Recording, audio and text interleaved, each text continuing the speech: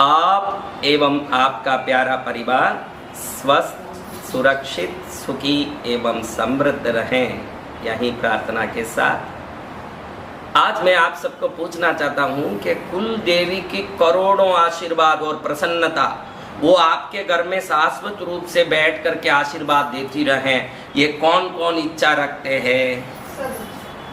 तो मैंने बहुत सारे शास्त्रों को टटोला तो एक जबरदस्त उपाय मिला जिसको आज कोई नहीं करते हैं कि कुलदेवी कैसे खुश होती है।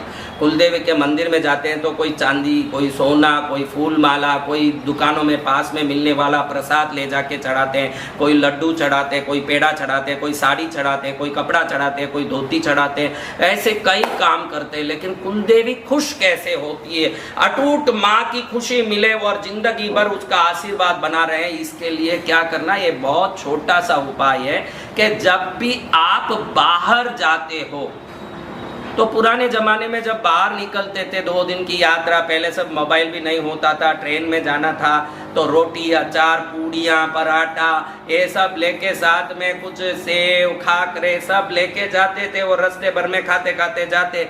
आजकल तो अपन जहाँ ट्रेन में भी जाएं तो ट्रेन में रास्ते में जो आवे उसको खाने लगे हैं। और कुलदेवी के मंदिर के लिए भी जाएं, जोधपुर जाएं, उदयपुर जाएं, कहीं माउंट आबू के पास अम्बे माँ में जाएं, कहीं भी जाएं तो वहीं उतरते हैं और सामने जो भी देवी मंदिर के सामने लड्डू का दुकान, मिठाई, नारियल का दुकान हो, वहां से प्रसाद का पूड़ा लिया, टोकरा लिया और माँ को चढ़ा दिया।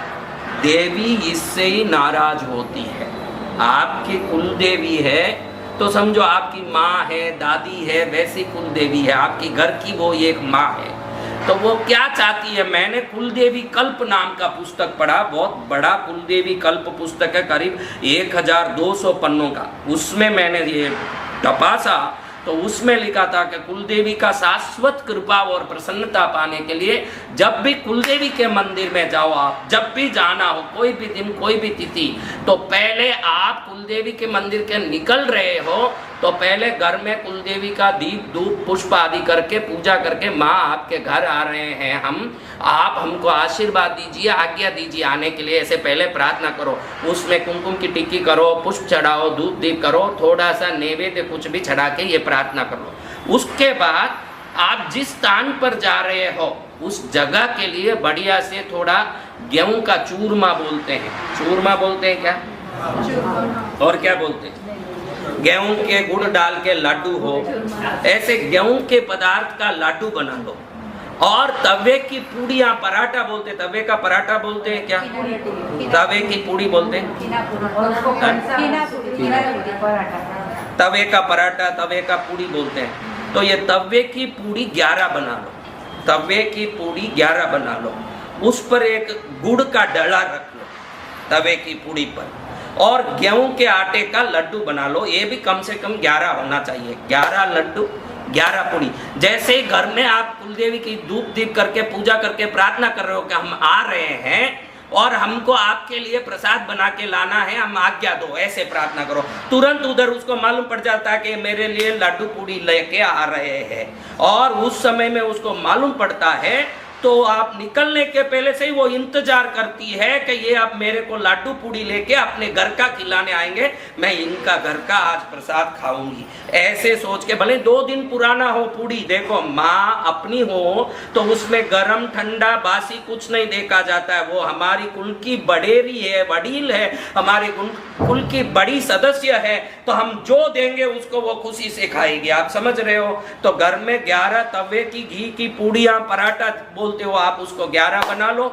उसके बाद थोड़ा गुड़ रख लो उसमें, और 11 गेहूं के गुड़ के लड्डू बना लो। इसको बढ़िया एक डब्बे में रख लो और निकलो। इससे पहला फायदा कि देवी खुद आपकी इंतजार कर रही है, तो रास्ते में कोई एक्सीडेंट होने नहीं देगी, क्योंकि सुरक्षित पहुंचाएगी कि आप आ रहे हो, उसको मालूम पड़ गया। आप मंदिर में जाते ही पहले नहा लो, धो लो, दर्शन करने जाओ, पुजारी को बोलो कि ये प्रसाद चढ़ा के हमें दें, तो वो प्रसाद को वहां रखवा दो। रखने के बाद 3 बार प्रार्थना करो, माँ आप हमारे घर की देवी हो, इसलिए हम घर से ये चीज बना के आपके लिए लाए हैं, आपको पसंद आए, आप हमें आशीर्वाद दीजिए, और आप इस भोग को रोज हमारे घर में प्राप्त करने हमारे साथ घर में आइए, हमारे साथ हमारे घर में पधारिए, ऐसे प्रार्थना करिए। जाते समय वो इंतजार करेगी कि ये आ रहे हैं, आते समय आपके साथ ही आपके घर आ जाएगी। इस प्रसाद को वो खाने के बाद, क्योंकि कोई भी माँ हो, देखो आप सब माँ हो,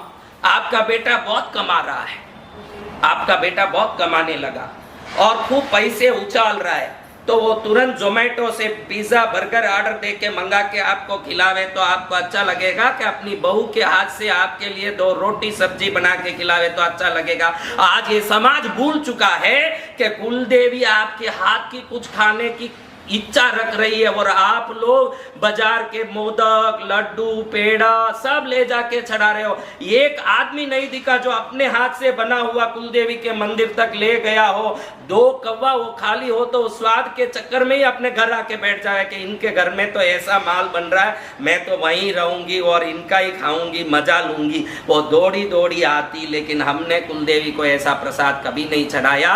तो अब जब भी आप जाओ, पहले घर में कुलदेवी को दिया धूप करके, मैंने जैसे बोला पहले कुमकुम की टिक्की करो, फिर फूल चढ़ाओ, धूप करो, दीप करो, थोड़ा सा नैवेद्य फल रख के बोलो कि आपके मंदिर आ रही हूँ माता, आपके मंदिर में दर्शन करने आ रही हूँ और साथ में प्रसाद लेके आ रही हूँ मैं। इस प्रसाद को आप ग्रहण करना, मुझे आने की आज्ञा देना, प्रणाम, ऐसे पहले प्रार्थना करके फिर ये प्रसाद बनाना चालू करो। और पुजारी के पास ये माँ के चरण में रख दिया।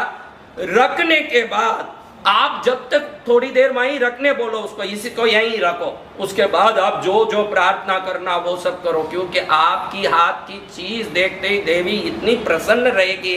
उस समय जो मांगोगे वो सब चीज कबूल हो जाएगी देवी के सामने। वो हर चीज मान लेगी कि मैं ये करूंगी, तेरा ये कर दूंगी, ये कर दूंगी, हर वरदान मिल जाएगा आपको। वो मिलने के बाद आप उस प्रसाद को बाहर लाके, कोई भी गाय, दूध देने वाली गाय मिले, उसी गांव में मिले चले, या नहीं मिला आपको, जहां मिले उसको लाके दूध देने वाली गाय को दे देना चाहिए, क्योंकि दूध देने वाली गाय के स्तनों में ही कुलदेवी का निवास होता है।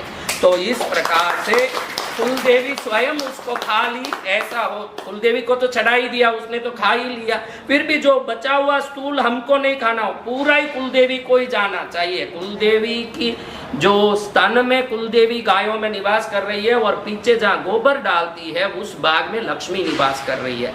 इसलिए दूध देने वाली गाय जहाँ भी हो उसको दे के, वो क्योंकि पूड़ी और ये लड्डू तो गाय बड़े पसंद से खाता है, इसलिए उसको खिला दिया।